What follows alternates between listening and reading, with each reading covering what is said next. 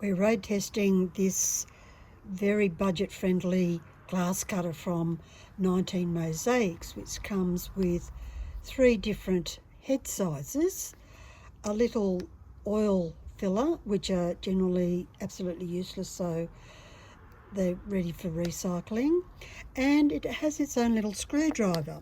As I was changing the head, I was not having much joy in unscrewing it with the little screwdriver, so hubby got me out one of his, which is just slightly bigger. So if you're having troubles with getting it off, well, for the first time, then you might want to try a slightly larger screw head.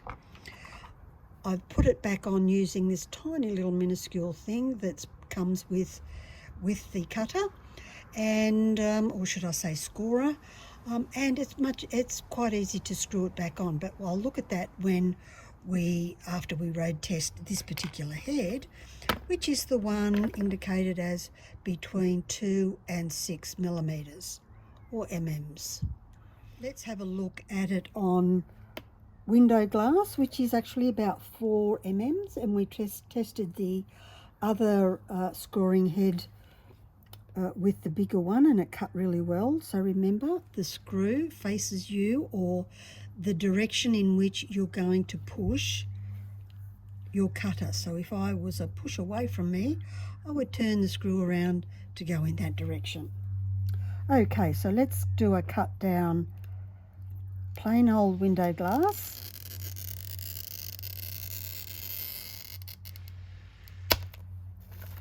And the 3 millimeter stained glass. I'm making slivers out of this, so this will be a nice size. I'm going nice and slow so you don't see me wobbling just too much. And this great big fat sucker, which was about, I think, 6 mil. So it worked really well with the big head. So now I'm trying it with the small head. So how often do we actually need to change the heads and drive ourselves completely nuts? Okay, so I'm going all the way down that one.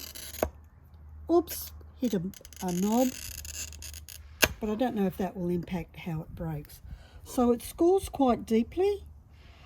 You might want to back off the amount of pressure you use, but it's a good score line. So let's have a look at how it breaks off.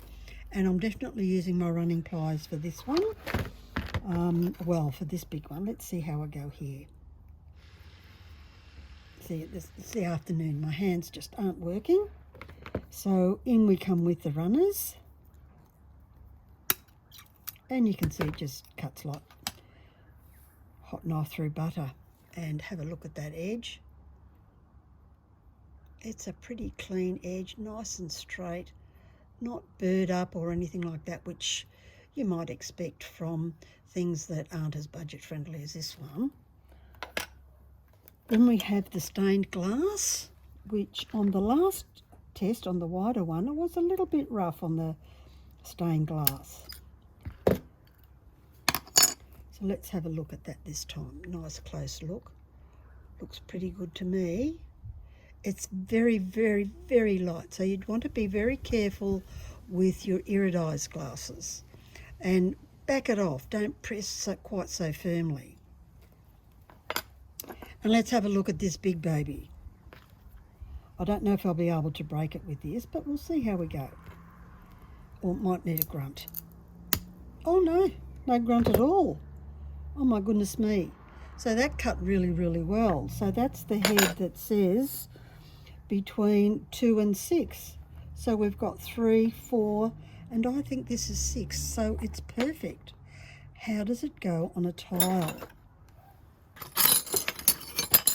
So we were using this lovely black one from Bunnings, the Spectrum tiles, and we know they're pretty hard. So I'm going to attempt to start it on its little, because it's so round here, it can be difficult to get a good start.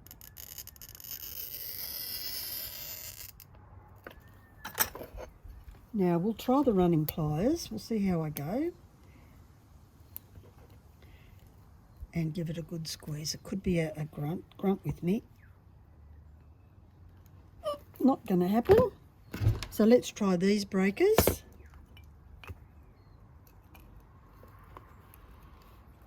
And I'm squeezing with both hands, a couple of grunts. Oh, not too bad at all. Oh, wow.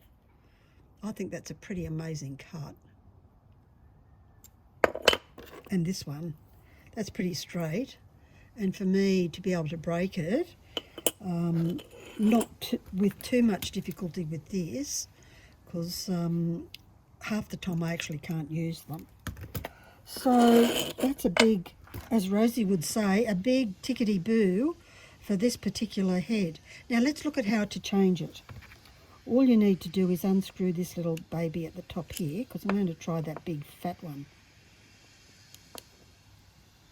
So I'm unscrewing this.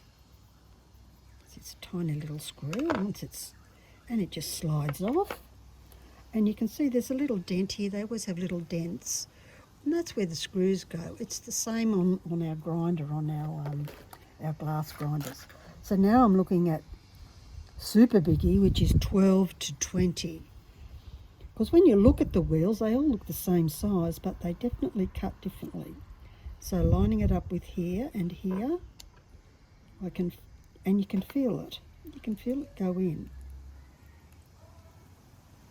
The little screw works quite well, but I find it difficult for my hand. So you can see it stop moving, and just firm it. Don't need to screw it too hard. So this is the really big one. So I'm just going to try it on here and first to see how it goes. This one's 12 to 20.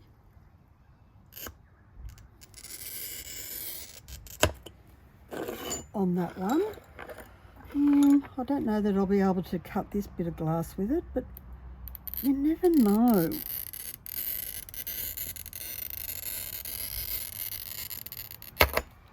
I'm expecting that it won't be kind to the stained glass at all at that width, but we'll see. Just see how bad it is or how good it is, or do we need to worry if we're using grinders? I'm doing really well with my hand today. That's great. And the clear glass. So we've road tested on quite a few things.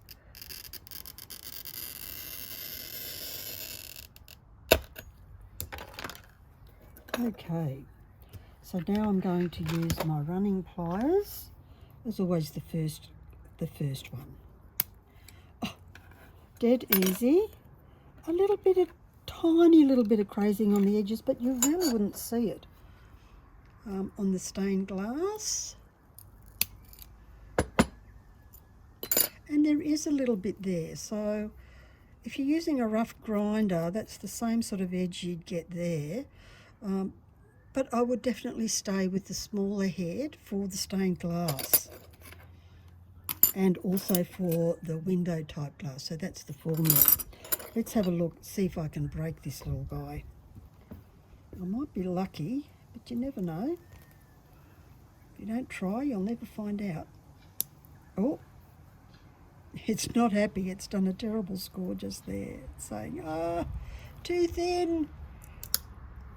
It's come off, but we want to see the score line is what we want to actually see. And it's pretty good. So it works on the really thick glass. That is pretty good. Excellent.